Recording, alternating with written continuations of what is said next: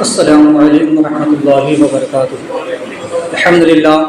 الحمد للہ نحمده ونستعینه ونستغفره ونؤمن به ونعوذ باللہ من شرور انفسنا ومن سیئات اعمالنا من يهده الله فلا مضل له ومن يضلل فلا هادي له ونشهد ان لا اله الا الله وحده لا شريك له ونشهد ان سيدنا ومولانا محمدا عبده ورسوله وقد قال الله تبارك وتعالى في القرآن المجيد والفرقان الحميد أعوذ بالله من الشيطان الرجيم بسم الله الرحمن الرحيم لقد من الله على المؤمنين إذ بعث فيهم رسولا صدق الله العظيم وصدق رسوله النبي الأمين المكين الكريم من الشاهدين والشاكرين والحمد لله رب العالمين۔ آئیے آغاز گفتگو سے قبل ہمارا مل کر انتہائی خلوص و محبت کے ساتھ امت خضرا کی جانب لڑکا کر حضور آقا انعامدار مدینے کے تاجدار غریبوں کے گلگسار جناب رحمت مجتبیٰ محمد مصطفیٰ علیہ تحیت و ثنا صلی اللہ تبارک و تعالی وسلم کی بارگاہ بے کس پناہ درود و سلام کا پیش کرتے ہیں۔ اللہم صلی اللہ علیہ وسلم عادل الجند والکرم علیہ وصحبہ وبارک وسلم۔ ایک مرتبہ پڑھیے اللہم صلی اللہ علیہ وسلم محمد صلاۃ اللہ جميع اعمال العافات وتطلب من اجر الحاجات وتطلب من عن جميع السيئات ترفعون به انك لترجى وتغرب من غير من جميع الخيرات في الحياه بعد الموت انك لكل شيء قدير۔ حصول برکت کے لیے اللہم صلی صلاۃ اللہ وسلم تعم على سيدنا محمد المدينة نحن بالقدر الفريق بالقدر بالحوادث والحوادث والحوادث ويسقط الغمام بوجهه الكريم وعلى اله واصحابه في كل لمحة نفس بعدد كل معلوم منك يا الله يا الله يا الله۔ اس سے پہلے اپنی جانب سے آپ تمام حضرات کی خدمت میں عید میلاد النبی صلی اللہ علیہ وسلم کی پرخلوص مبارکباد پیش کرتا ہوں۔ یہ ہمارا بڑا ہی ذہن نصیب ہے کہ آج ہماری دو عیدیں ایک ساتھ جمع ہوں۔ اللہ کے رسول علیہ السلام فرماتے ہیں یوم الجمعہ عید المومنین، جمعہ کا دن مومنوں کے لیے عید کا دن ہے، اور آج آقا کریم صلی اللہ علیہ وسلم کی ولادت کا بھی دن ہے۔ سرکار فرماتے ہیں کہ صبح طیبہ میں ہوئی بٹتا ہے بارہ نور کا، صدقہ لینی نور کا آیا ہے تارا نور کا، باغ طیبہ میں سہانا پھول پھولا نور کا، مست ہے بلبل پڑتی ہے کلمہ نور کا۔ میں زیادہ تو نہیں لیکن اختصار کے ساتھ صرف چند باتیں آپ کے گوشے گزار کروں کہ ہم عید میلاد کیوں نہ منائیں۔ اس کا مفہوم سمجھ لیں۔ عید کا معنی ہوتا ہے خوشی کا، اور میلاد کا معنی ہوتا ہے پیدا ہونا۔ اب عید کا جو معنی ہے خوشی، اللہ انسان کو جب بھی کوئی ایسا موقع میسر کرے، کوئی نعمت عطا کرے تو انسان خوش ہوتا ہے، خوشیاں مناتا ہے، جائز بھی ہے۔ قرآن خود کہتا ہے کہ وَعَمَّ بِنِعْمَتِ رَبِّكَ فَحَدِّثْ، اپنے رب کی نعمتوں کا چرچا کرو۔ اللہ نے اگر تم کو کوئی نعمت عطا کی ہے تو اس پر خوشی کا اظہار کرو۔ اللہ نے اگر تم کو مال دیا ہے، دولت دی ہے، تو کبھی کبھی اس اچھا کھانا پہننا اس لیے کہ ہم خدا کا شکر ادا کر سکیں۔ تو اللہ کی نعمتوں پر خوش ہونا اور اس پر خوشی کا اظہار کرنا، یہ تو قرآن و حدیث سے ثابت ہے۔ تو خوشی منانے سے اسلام منع نہیں کرتا۔ اب میں زیادہ نہیں بولوں گا، صرف عید کا معنی ہو گیا خوشی کا، اور میلاد ہے نا یہ بنا ہے مولود سے۔ مولود کا معنی ہوتا ہے پیدا ہونا، تولد ہونا، اور اس کے دو معنی ہوتے ہیں۔ ایک ہوتا ہے اس کا حقیقی معنی، حقیقی معنی یہ ہے کہ کسی انسان کا ماں کے شکم سے اس دنیا میں جنم لینا، اور ایک ہوتا ہے اس کا اصطلاحی معنی یعنی ظاہر ہونا۔ کوئی چیز پہلے سے تو موجود ہے لیکن وہ دوبارہ ظاہر ہوئی۔ کسی کا آنا، اس کو بھی جو ہے تو میلاد میں اس کا بھی شمار ہوتا ہے۔ جیسے کہ قرآن نے دونوں معنی اور مفہوم میں حضور علیہ الصلوۃ والتسلیم کے میلاد کو بیان کیا۔ قرآن کہتا ہے لقد من اللہ علی المؤمنین اذ بعث فیہم رسولا، کہ تحقیق اللہ تبارک و تعالیٰ نے مومنوں پر احسان عظیم کر دیا کہ انہیں اپنا رسول عطا فرما دیا۔ کئی بار فرماتا ہے وَمَا أَرْسَلْنَاكَ إِلَّا رَحْمَةً لِّلْعَالَمِينَ، محبوب ہم نے آپ کو سارے عالموں کے لیے رحمت بنا کر کے بھیجا۔ تو کئی بار فرماتا ہے هُوَ الَّذِي أَرْسَلَ رَسُولَهُ بِالْهُدَىٰ وَدِينِ الْحَقِّ لِيُظْهِرَهُ دِينَ الْكُلِّ وَلَوْ كَرِهَ الْكَافِرُونَ، کہ وہی اللہ ہے جس نے اپنے رسول کو دین حق اور ہدایت کے ساتھ مبعوث فرمایا تاکہ اس کے دین کو تمام ادیان پر غالب کر دے اگرچہ مشرکوں کو برا لگے۔ کئی پر فرماتا ہے یا ایھا النبی انا ارسلناک شاہدا ومبشرا ونذیرا، کہ بے شک محبوب ہم نے آپ کو بھیجا خوشخبری سناتا، ڈر سناتا ہوا، شاہد اور گواہ بنا۔ تو غرض کے قرآن نے حضور علیہ السلام کے پیدائش کے دن کو بھی بیان کیا اور حضور علیہ السلام کے آنے کو بھی بیان فرمایا کہ حضور تشریف لائے، حضور آئے۔ اب آنا کئی معنی کے اعتبار سے ہوتا ہے۔ بعض لوگوں کو یہ اشکال ہوتا ہے کہ حضور تو ایک مرتبہ پیدا ہوئے، پھر ہر روز یہ پیدائش، ہر سال یہ پیدائش کا دن کیوں منایا جاتا ہے؟ اب اس پر بھی اگر تفصیلی بات کروں تو بڑی طویل گفتگو ہوگی، لیکن بس اختصار کے ساتھ، تو ایک تو یہ ہو گیا اس کا حقیقی معنی، اور ایک ہو گیا اس کا مجازی معنی، یعنی کہ آنا۔ اب حضور کا آنا، اس کو قرآن کے وَمَا أَرْسَلْنَاكَ إِلَّا رَحْمَةً لِّلْعَالَمِينَ، محبوب ہم نے آپ کو تمام عالموں کے لیے رحمت بنا کر کے بھیجا، تو حضور کا آنا سب سے بڑی خوشی ہے، سب سے بڑی نعمت ہے۔ نثار تیری چہل پہل پر ہزار عید ربیع الاول، سوائے ابلیس کے جہاں میں سبھی تو خوشیاں منا رہے۔ اب حضور کا آنا کتنے معنی میں ہے، حضور کب آئے اور کیسے آئے، میں اختصار کے ساتھ ایک ڈھانچہ آپ کے سامنے رکھتا ہوں۔ ہم مسلمان ہیں اور ہمارا ایمان اللہ وحدہ لا شریک کی ذات پر ہے کہ بے شک اللہ ایک ہے، وحدہ لا شریک ہے، اس کا کوئی شریک نہیں، وہ یکتا ہے، وہ ایک ہے، اور وہ حی اور قیوم ہے، وہ ہمیشہ سے اور ہمیشہ رہنے والا ہے، نہ اسے کبھی موت ہے، نہ اس سے پہلے کچھ تھا، نہ اس کے بعد کچھ ہے، وہی ازل سے ہے اور وہی رہنے والا ہے۔ تو خدائے تبارک و تعالی کے پیدا ہونے کا سوال پیدا نہیں ہوتا، رب کے وجود میں آنے کا سوال پیدا نہیں ہوتا، کیوں؟ کیونکہ رب ہمیشہ سے موجود ہے، وہ کبھی غائب نہیں تھا، تو جو غائب تھا اور وجود میں آئے گا اس کے لیے کہا جاتا ہے کہ وہ پیدا ہوا یا وہ آیا۔ اب حضور علیہ الصلوۃ والتسلیم رب تبارک و تعالیٰ کے علم میں تھے، اللہ نے جب چاہا تو اپنے نور سے اپنے حبیب کے نور کو پیدا فرمایا۔ یہ سب سے پہلا تھا کہ حضور علیہ الصلوۃ والتسلیم کے نور کو جب اللہ نے پیدا فرمایا، تخلیق فرمایا، تو اللہ نے خوشی منائی۔ کیسے خوشی منائی؟ خود رب کائنات فرماتا ہے کہ محبوب اگر تمہیں پیدا کرنا مقصد نہ ہوتا تو میں ساری کائنات کو پیدا نہ فرماتا۔ تو اللہ نے اپنے نور سے اپنے حبیب کے نور کو پیدا کیا اور اس نور سے ساری کائنات کو پیدا فرمایا۔ حضور کی نور کی ولادت کی خوشی میں، حضور کے نور کے وجود ادا کرنے کی خوشی میں، کیونکہ حضور پہلے موجود نہیں تھے، حضور موجود نہ تھے، صرف اللہ موجود تھا۔ جب اللہ نے چاہا تو اپنے حبیب کو وجود عطا کیا، اپنے نور سے اپنے حبیب کے نور کو بنایا اور پھر اس نور سے ساری کائنات کو پیدا فرمایا۔ کیونکہ فرمایا کہ محبوب اگر آپ نہ ہوتے تو میں ساری کائنات کو پیدا نہ فرماتا۔ تو یہ خوشی ہے اس بات کی کہ میں نے اپنے محبوب کے خاطر سارے جہان کو پیدا فرمایا۔ تبھی تو آپ فرماتے ہیں کہ زمین و زماں تمہارے لیے، مکین و مکا تمہارے لیے، چنین و چنا تمہارے لیے، بنے دو جہاں تمہارے لیے، دہن میں زبا تمہارے لیے، بدن میں ہے جا تمہارے لیے، ہم آئے یہاں تمہارے لیے، اٹھے بھی وہاں تمہارے لیے۔ اور فرماتے کہ اصالت کل، امامت کل، سیادت کل، حکومت کل، ولایت کل خدا کے یہاں تمہارے لیے، تمہاری چمک، تمہاری دمک، تمہاری جھلک، تمہاری مہک، زمین و فلک، سما کو سمک میں سکے نشا تمہارے لیے۔ تو یہ ساری جو کائنات ہے، فرماتے کہ یہ شمس و قمر، یہ شام و سحر، یہ برگ و شجر، یہ باغ و ثمر، یہ تیگ و سپر، یہ تاج و قمر، یہ حکم روا تمہارے لیے، تو سب کچھ حضور کے لیے۔ تو اللہ نے سب سے پہلے اپنی خوشی کا اظہار فرمایا کہ اپنے حبیب کے نور کو جب وجود بخشا تو ان کے صدقے میں ساری کائنات کو پیدا فرما دیا۔ اب حضور علیہ السلام بظاہر اس دنیا میں جب تشریف لائے، حضور کا نور تو ہر نبی کے ذریعے سے منتقل ہوتا رہا، اور جب حضرت سیدہ آمنہ رضی اللہ تعالی عنہا کی باری آئی تو حضور علیہ الصلوۃ والتسلیم جب بظاہر اس دنیا میں اپنی والدہ ماجدہ کے شکم سے تشریف لائے تب بھی اللہ نے خوشیاں منائی۔ اچھا ایک سوال پیدا ہوتا ہے کہ لوگ کہتے ہیں کہ حضور علیہ الصلوۃ والتسلیم کی ولادت پر اس وقت لوگوں نے خوشیاں کیوں نہیں منائی، اس وقت حضور کا میلاد کیوں نہیں منایا گیا؟ تو سنیے، اس وقت میلاد مناتا کون؟ سبھی تو کافر تھے، مکہ میں سبھی تو کافر تھے الا ماشاء اللہ کے سوا، صرف چند افراد تھے کہ جو اصحاب فطرت کہلاتے تھے۔ اصحاب فطرت کون ہیں؟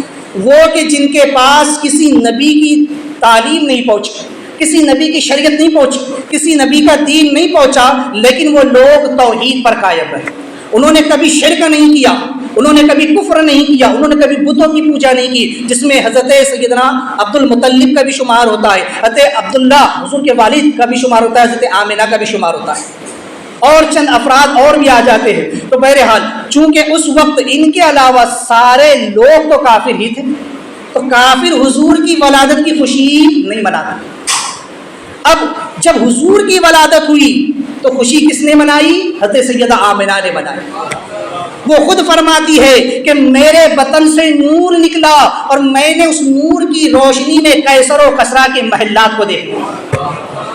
اللہ تبارک و تعالیٰ نے میری نگاہ سے پردے اٹھا دیے تو میں نے دیکھا کہ جبریل امین جو ہے فرشتوں کی فوج کے ساتھ اترے ہیں، ان کے ہاتھ میں جھنڈے ہیں، ایک جھنڈا مشرق میں، ایک جھنڈا مغرب میں اور ایک خانہ کعبہ پر رسم فرمایا، اور ایک روایت کے مطابق حضرت آمنہ کے گھر پر ایک جھنڈا لگایا گیا۔ تو سیدہ آمنہ خود خوشیاں منا رہی ہے حضور علیہ الصلوۃ والتسلیم کی ولادت پر، وہ خوشی کا اظہار فرما رہی ہے کہ میں نے ایسے بیٹے کو جنم دیا۔ اور پھر جب حضرت عبد المطلب کے پاس حضور علیہ الصلوۃ والتسلیم کو پیش کیا گیا تو حضور کو دیکھ کر حضرت عبد المطلب اس قدر خوش ہوئے کہ حضور کو لے کر خانہ کعبہ کی طرف گئے۔ تو خود فرماتے ہیں کہ مجھے یہ محسوس ہوتا تھا کہ میں خانہ کعبہ کی طرف نہیں جا رہا ہوں بلکہ کعبہ میری طرف چل کر کے آ رہا ہے، اور میں نے دیکھا کہ جس وقت میرے پوتے کی ولادت ہوئی، محمد کی ولادت ہوئی، تو خانہ کعبہ بی بی آمنہ کے گھر کے سامنے جھکا ہوا، تیری آمد تھی کہ بیت اللہ مجرے کو جھکا، تیری حیبت تھی کہ ہر بت تھر تھرا کر گر گیا۔ تو غرض کے آقا کریم صلی اللہ علیہ وسلم کی ولادت پر خوشی منائی حضرت آمنہ، حضرت عبد المطلب نے، خود رب کائنات نے فرشتوں کو بھیج کر اپنے محبوب صلی اللہ علیہ وسلم کی ولادت پر خوشی کا اظہار فرمایا۔ اب آقا کریم صلی اللہ علیہ وسلم کی جو زندگی گزری، وہ زندگی ہر انسان کے لیے ایک نمونہ عمل ہے۔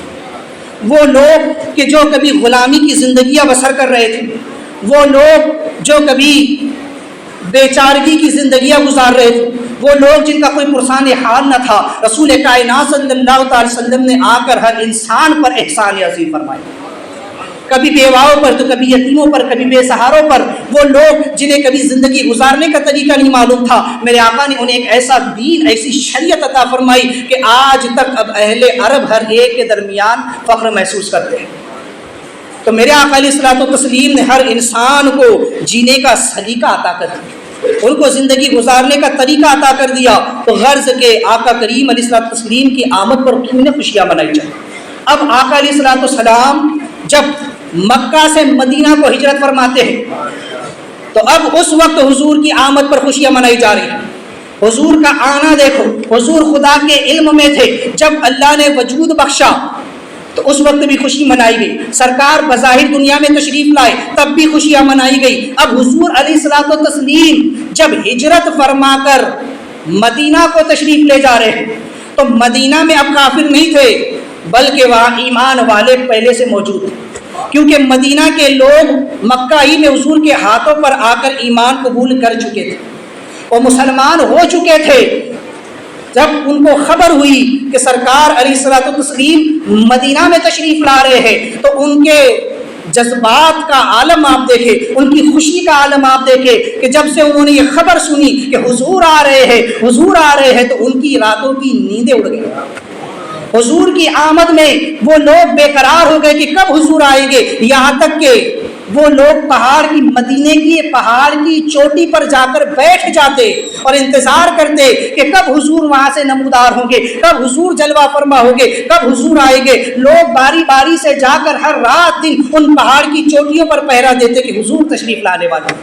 جب سرکار صلی اللہ علیہ وسلم مدینہ میں جلوہ فرما ہوئے، جو ہی پہاڑ پر بیٹھنے والے لوگوں کی نظر پڑی تو انہوں نے مدینے میں دوڑ کر خبر پھیلائی کہ حضور آ گئے۔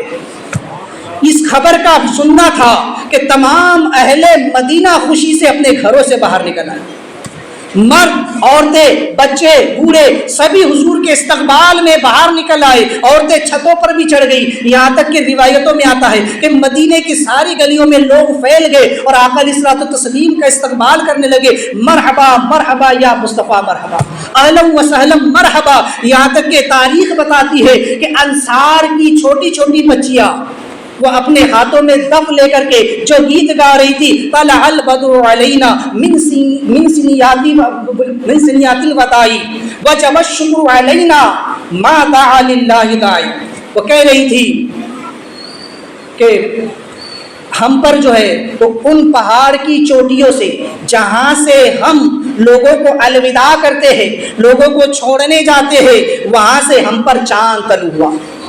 طلع البدر علینا کہ ہم پر چاند طلوع ہوا من سنیات الوداعی، پہاڑ کی ان چوٹیوں سے جہاں سے لوگوں کو، مہمانوں کو رخصت کیا جاتا ہے۔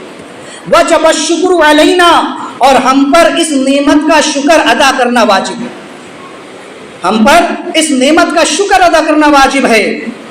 اور کہتی ہے کہ ما داع للہ داعی، کہ جب تک داعی برحق رسول کائنات صلی اللہ علیہ وسلم ہمیں خدا کی طرف بلاتے رہے۔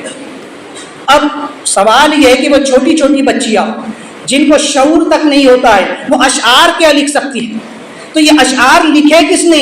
یہ اشعار صحابہ کے لکھے ہوئے ہیں، اور بچیوں کو سکھائے گئے۔ وہ بچیاں جو اشعار پڑھ رہی ہے ان صحابہ نے لکھے ہیں۔ پتہ چلا کہ یہ صحابہ کا عقیدہ ہے۔ صحابہ حضور کے استقبال کے لیے نکلے ہیں، حضور کے استقبال پر نعرہ تکبیر بھی بلند ہو رہا ہے، حضور کے استقبال پر جو ہے تو یہ اشعار بھی پڑھے جا رہے ہیں۔ تبھی تو آپ فرماتے ہیں کہ جس سہانی گھڑی چمکا وہ طیبہ کا چاند، اس دل افروز ساعت پہ لاکھوں سلام۔ صبح طیبہ میں ہوئی بٹتا ہے بارہ نور کا، صدقہ لینے نور کا آیا ہے تارا نور کا۔ باغ طیبہ میں سہانا پھول پھولا نور کا، مست بوہ بلبلیں پڑتی ہے کلمہ نور کا۔ آئی بدعت چھائی ظلمت رنگ بدلا نور کا، ماہ سنت مہر طلعت لے لے بدلا نور کا۔ تو ہے سایہ نور کا، ہر عضو ٹکڑا نور کا، سائے کا سایہ ہوتا ہے نہ سایہ نور کا۔ تیری نسل پاک میں ہے بچہ بچہ نور کا، تو ہے عین نور تیرا سب گھرانہ نور کا۔ جب یہ نور طلوع ہوا تو قرآن کہتا ہے قد جاءکم من اللہ نور و کتاب مبین، کہ تحقیق تمہارے پاس اللہ کی جانب سے نور آیا، تمہارے پاس اللہ کی طرف سے روشنی آئی، ہدایت آئی۔ تو حضور علیہ الصلوۃ والتسلیم کے آنے پر جب صحابہ خوشیاں منا رہے ہوتے رہے، وجب الشکر علینا، کہ ہم پر اس نعمت کا شکر ادا کرنا واجب۔ تو حضور جب مکہ سے مدینہ آئے تب بھی خوشیاں منائی، تب بھی حضور کے آنے پر لوگوں نے میلاد منایا۔ میلاد کا صرف یہی معنی نہیں ہے کہ پیدا ہوگا، آنا، میں نے کہا نا اس مفہوم کو ذہن میں رکھیے گا کہ ایک معنی ہوتا ہے ظاہر ہونا۔ حضور پہلے مکہ میں تھے، جب مکہ سے چل کر مدینہ میں آئے، مدینہ میں پہنچے، مدینہ میں ظاہر ہوئے تو صحابہ نے میلاد منایا، صحابہ نے خوشیاں منائی۔ آقا کریم صلی اللہ علیہ وسلم جب معراج کے لیے تشریف لے گئے، ہے نا، معراج کا واقعہ آپ نے بارہا سنا ہے، میں تفصیل سے عرض نہیں کروں گا، صرف اختصار کے ساتھ چند بات کہ جب معراج کی رات آئی تو سرکار علیہ الصلوۃ والتسلیم نے غسل فرمایا، وضو فرمایا، جبہ زیب تن فرمایا، اپنے سر پر امامہ سجایا، اور جبریل امین 70,000 فرشتے اور ہر ایک فرشتے کے ساتھ 70,000 فرشتے لے کر کے آئے، اور ساتھ میں جنت کی نورانی قندیل لے کر کے آئے۔ یہ کیوں آئے؟ استقبال کے لیے مصطفیٰ کریم کے استقبال کے لیے۔ کیوں؟ کیونکہ آج حضور زمین سے عرش کی طرف جا رہے ہیں۔ دیکھیے میں نے کہا تھا نا، اچھا ہمارے یہاں جب کوئی مہمان آتا ہے تو مہمان کے آنے پر ہم خوشی مناتے ہیں کہ بھی ہمارے گھر مہمان آ رہا ہے نا۔ تو مہمان کو ہم، پہلے ایک زمانہ تھا کہ جب لوگ مہمان کو لینے کے لیے بس اسٹینڈ پہ جایا کرتے تھے اور چھوڑنے کے لیے بھی جایا کرتے تھے۔ اب آج تو وہ محبتیں، وہ رواج، وہ بھائی چارہ، وہ اخوت، وہ پیار، وہ ختم ہو چکا ہے۔ اب تو کب آئے کب جائے پتہ ہی نہیں چلتا ہے۔ ایک زمانہ تھا، دیکھیں آپ اپنے پرانے بوڑھے بزرگوں سے پوچھیں کہ ان لوگوں میں محبت کیسی تھی کہ جب خبر ہوتی ہمارا کوئی رشتہ دار آ رہا ہے، ہمارے کوئی مہمان، اس کو لینے کے لیے بھی جاتے تھے اور اس کو چھوڑنے کے لیے بھی جاتے تھے۔ رب نے فرمایا کہ آج میرے محبوب کو بلا رہا، آج حبیب زمین سے لامکہ کی طرف جانے والے۔ تو رب کائنات نے فرمایا کہ فرشتوں جاؤ میرے حبیب کے استقبال کے۔ تو 70,000 فرشتے، ہر ایک فرشتے کے ساتھ 70,000 فرشتے، اور جنت کی نورانی قندیل لے کر آئے مصطفیٰ کے استقبال میں۔ جنت سے براق لایا گیا، حضور علیہ الصلوۃ والتسلیم جب اس پر سوار ہو کر سفر فرمانے لگے تو جہاں سے حضور کی سواری گزرتی، چاہے وہ زمین ہو، چاہے وہ فضا ہو، چاہے وہ خلا ہو، چاہے وہ آسمان ہو، چاہے وہ عرش ہو، ہر جگہ جہاں پر اللہ کی مخلوق موجود ہے وہ سب کہہ رہے الصلاۃ والسلام علیک یا رسول اللہ۔ سب مصطفیٰ کریم کی آمد کے گیت گا رہے ہیں۔ مصطفیٰ جہاں سے گزر رہے ہیں، چاہے پھر وہ شجر ہو، وہ حجر ہو، وہ نباتات ہو، وہ جمادات ہو، وہ حیوانات ہو، وہ بہائم ہو، سب حضور کے گیت گا رہے ہیں، حضور کی آمد پر خوشیاں منا رہے ہیں۔ حضور آج یہاں سے گزرنے والے ہیں، آج حضور کی سواری یہاں سے جانے والی ہے، تو سب خوشیاں منا رہے ہیں۔ رب نے فرمایا فرشتوں آج تسبیح و تہلیل موقوف کرو۔ اللہ نے جب سے فرشتوں کو پیدا فرمایا تو کوئی فرشتہ رکوع میں ہے، کوئی سجدے میں ہے، کوئی قیام میں ہے، کوئی قاعدہ میں ہے، کوئی کس طرح سے ہے، تو غرض کہ وہ اللہ کی تسبیح و تحلیل کر رہے ہیں۔ لیکن شب معراج رب نے فرمایا فرشتوں آج میری تسبیح موقوف کر دو اور میرے حبیب کے آنے کی خوشیاں مناؤ۔ آج جب میرا حبیب تمہارے درمیان سے گزرے تو میرے حبیب کا استقبال کرو، ان پر درود و سلام پڑھو۔ آج میرا محبوب آ رہا ہے، آج میرا حبیب آ رہا ہے، کوئی کمی نہیں رہ جانی چاہیے، کوئی کسر باقی نہیں رہنی چاہیے۔ جب مصطفیٰ کریم کی سواری جہاں سے گزرتی ہے ہر کوئی مصطفیٰ کی نعت پڑھ رہا ہے، ہر کوئی مصطفیٰ پر سلام عرض کر رہا ہے، مصطفیٰ کو جو ہے تو خوش آمدید کہا جا رہا ہے، اہلا و سہلا مرحبا کے نعرے لگائے جا رہے ہیں، یہاں تک کہ جب مصطفیٰ کریم لامکان جب عرش سے پرے جانے لگے اور جبریل بھی ٹھہر گئے تو خود رب نے فرمایا اذن یا احمد، اذن یا محمد، اے محبوب اور قریب آؤ، اے محبوب اور قریب آؤ۔ خود رب تعالیٰ اپنے محبوب کو بلا رہا ہے۔ جب حضور خدا کے قرب میں پہنچے، راز و نیاز کی باتیں ہوئی، جب لوٹ کر آنے لگے پھر وہی سارے فرشتے حضور کو چھوڑنے زمین پر بھی واپس آئے۔ قرآن آنے کو بھی بیان کرتا ہے، قرآن جانے کو بھی بیان کرتا ہے۔ وہ مصطفیٰ زمین سے آسمانوں کی طرف جائے تو قرآن کہ سبحان الذی اسریٰ بعبدہ لیلا من المسجد الحرام، اور جب مصطفیٰ آسمانوں سے زمین کی طرف آئے، جب مصطفیٰ معراج سے آئے تو قرآن کہ والنجم اذا ھوا ما ضل صاحبکم وما غوی، تو غرض کہ مصطفیٰ کریم علیہ الصلوۃ والتسلیم چاہے زمین سے آسمانوں کی طرف جائے، چاہے آسمانوں سے زمین کی طرف آئے، وہ جہاں سے گزرتے ہیں وہ جہاں آتے خوشیاں بکھیر دیتے ہیں۔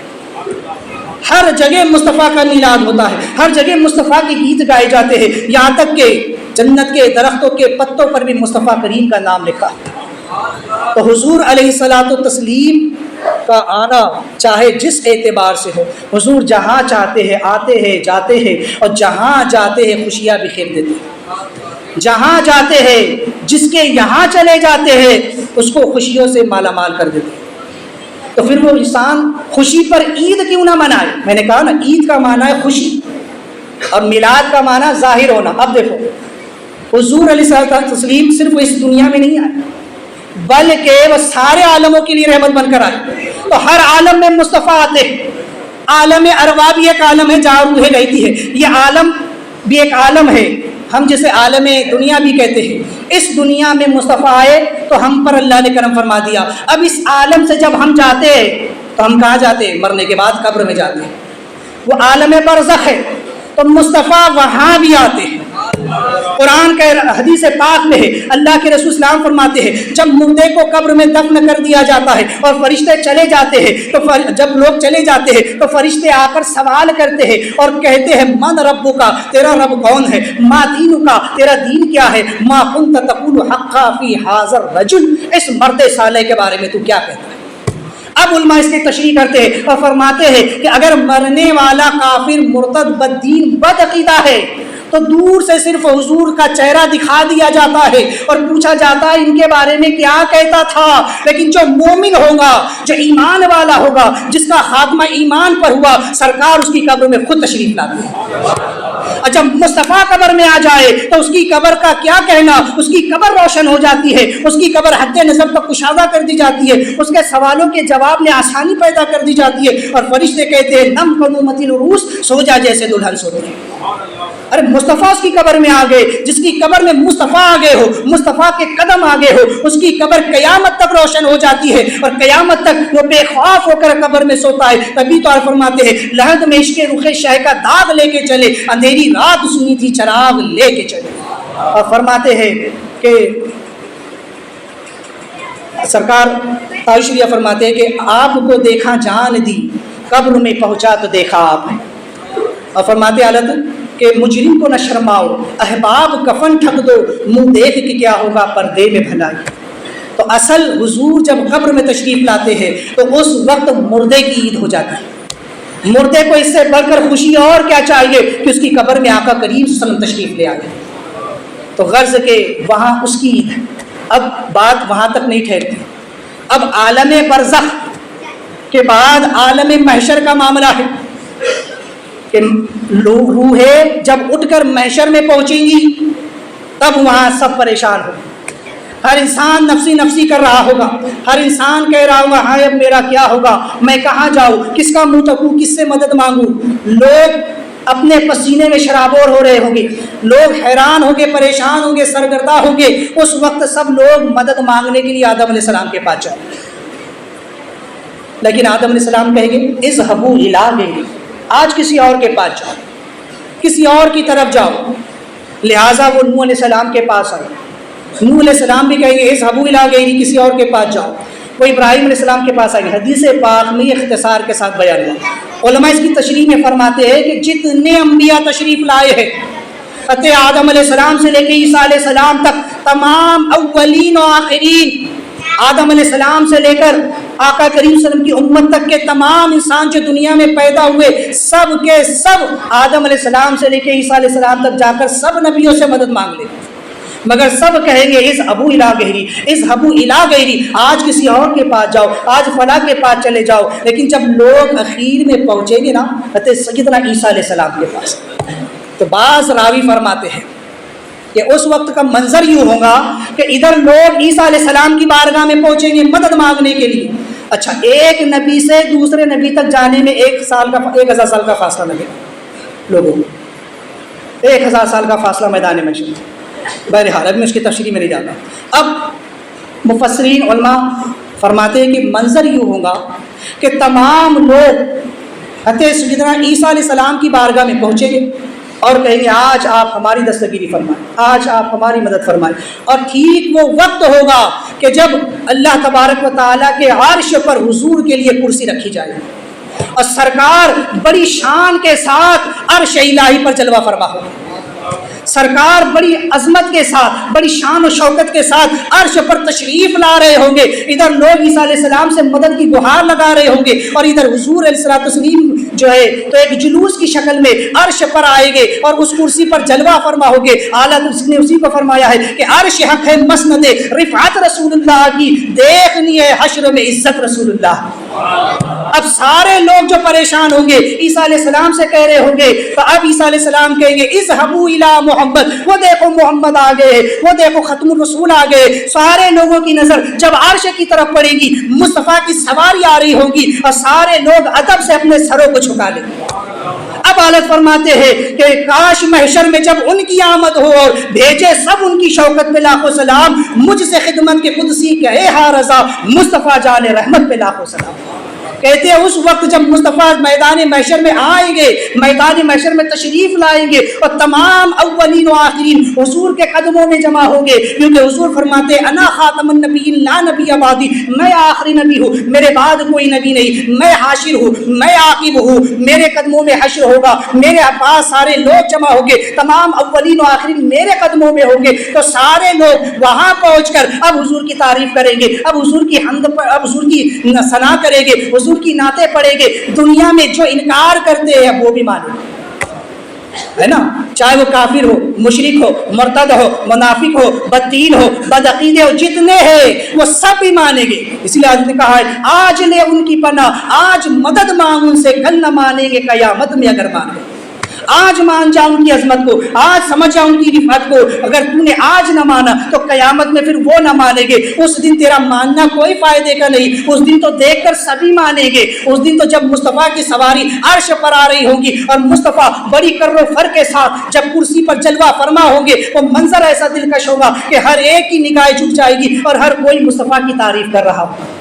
اعلیٰ فرماتے کہ میری تمنا ہے کہ کاش ایسا ہو کہ جس وقت حضور صلی اللہ علیہ وسلم تشریف لائے اور تمام لوگ حضور کی تعریف کر رہے ہو، حضور پر درود و سلام پڑھ رہے ہو، تو وہ فرشتے جو حضور کی خدمت پہ مامور ہوں گے وہ مجھ سے کہے کہ ہاں احمد رضا تم دنیا میں پڑھتے تھے، آج بھی پڑھو، مصطفیٰ جان رحمت پہ لاکھوں سلام۔ اور فرماتے میری تمنا تو یہ ہے کہ میں وہاں پر بھی کھڑے ہو کر مصطفیٰ پہ سلام پڑھوں، تو حضور کا وہاں بھی آنا ہوگا۔ اور جب حضور آئیں گے تو سارا نقشہ بدل جائے گا، سارا منظر بدل جائے گا۔ وہ لوگ جو ابھی تک کے حیران و پریشان تھے، سرگردہ تھے، اپنے پسینے میں شرابور ہو رہے تھے، ابھی تک جو ہے تو حساب و کتاب کا آغاز بھی نہیں ہوگا، ہے نا۔ صدر سب سے اخیر میں آتا ہے نا۔ ہم جب پروگرام کرتے ہیں تو ہمارے پروگراموں میں جو صدر ہوتا ہے نا، صدر جلسہ، وہ سب سے اخیر میں آتا ہے، سب سے اخیر میں وہ کرسی صدارت پر جلوہ فرما ہوتا ہے۔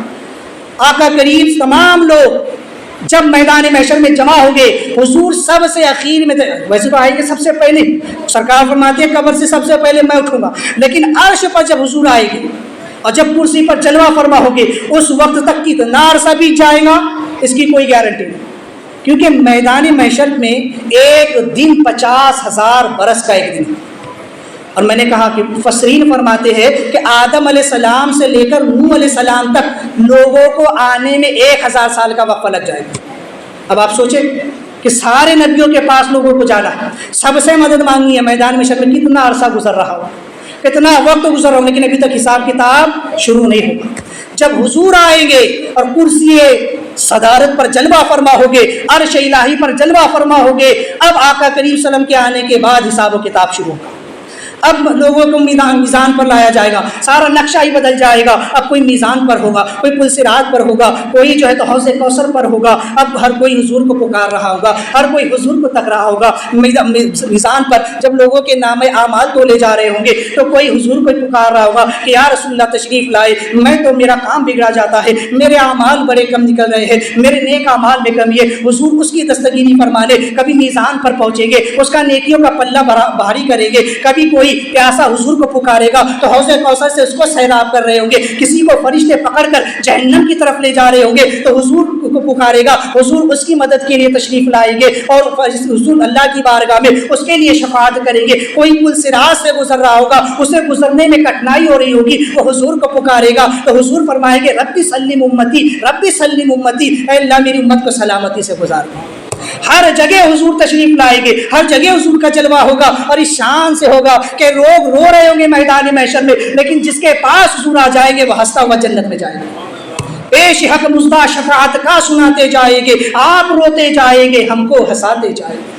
اس عطے دی ہے خدا نے دامن محبوب کو، جرم کھلتے جائیں گے، وہ چھپاتے جائیں گے۔ ہاں چلو حسرت زدو سنتے ہیں، آج وہ دن تھی خبر جس کی کہ وہ جلوہ دکھاتے جائیں گے۔ آج عید عاشقہ ہے، گر خدا چاہے کہ وہ ابروئے پیوستہ کا عالم دکھاتے جائے۔ تو میدان محشر میں بھی لوگوں کو جو ہے تو آقا کریم صلی اللہ علیہ وسلم کے آنے پر خوشی نصیب ہوگی، حضور رو رو کر ان کی شفاعت کر رہے ہوں گے تو لوگ ہنستے ہنستے جنت میں جا رہے ہیں۔ اس سے بڑی عید کے دن کیا ہوگا، اس سے بڑی خوشی کا دن کیا ہوگا کہ انسان میدان محشر میں جو پریشانی میں ہوگا حضور اس کی شفاعت کر دے اور اسے جنت کا پروانہ تھا، تو وہ کیوں نہ خوشیاں منائے، وہ کیوں نہ عید منائے۔ تو میدان محشر میں بھی ہوگا۔ اچھا، صرف وہ بات یہیں تک نہیں رکتی، بلکہ علماء فرماتے ہیں کہ جب حضور جنت میں جائے تو جنت میں بھی حضور کا استقبال ہے، جنت میں بھی حضور کی آمد کے گیت گائے جائے گی، اور اس شان سے حضور کی سواری نکل جنت میں جائے گی کہ سرکار فرماتے سب سے پہلے میں جنت میں جاؤں گا۔ حضور اسلام اپنی اونٹنی پر جلوہ فرما ہوں گے اور سیدنا بلال حبشی اس کی رکاب تھامے ہوں گے، اور سرکار اسلام تسلیم جو ہے تو جنت میں تشریف لے جائے گے۔ پیچھے انبیاء علیہ السلام ہوں گے، پیچھے حضور کی امت، اور پھر دیگر امتیں ہوں گی، اور تمام فرشتے حوروں اور غلما سب جنت کے دروازے پر اہلا و سہلا مرحبا یا مصطفیٰ مرحبا کے نعرے لگا رہے ہیں۔ تو مصطفیٰ جنت میں جائے تو وہاں مصطفیٰ کا استقبال، حضور کو اللہ وجود بخشے تو حضور کا میلاد ہو، حضور دنیا میں تشریف لائے تو میلاد، حضور قبر میں تشریف لائے تو میلاد، حضور محشر میں آئے تو میلاد، حضور جنت میں جائے تو میلاد، تو پھر ہم میلاد کیوں نہ منائیں۔ بس ایک آخری روایت بیان کر کے اپنی بات ختم کروں۔ حضور جس کے یہاں آ جاتے ہیں نا، وہ غموں کو کیسے دور کر دیتے ہیں، حضور کے آنے سے لوگوں کے غم خوشیوں میں کیسے بدل جاتے ہیں۔ بس اس کی ایک روایت آپ سمجھ لیں کہ حضور علیہ الصلوۃ والتسلیم کا آنا کیا ہوتا ہے۔ آپ نے بارہ اس روایت کو سنا ہوگا، لیکن آج اس رنگ میں اس کو سنیں کہ سرکار کی آمد کی خوشی میں اللہ غموں کو خوشیوں سے کیسے بدل دیتا ہے۔ حضرت جابر رضی اللہ تعالیٰ عنہ نے حضور علیہ السلام کی دعوت فرمائی، سرکار تسلیم کو دعوت پیش کی گئی، سرکار اپنے اصحاب کے ساتھ تشریف لانے والے۔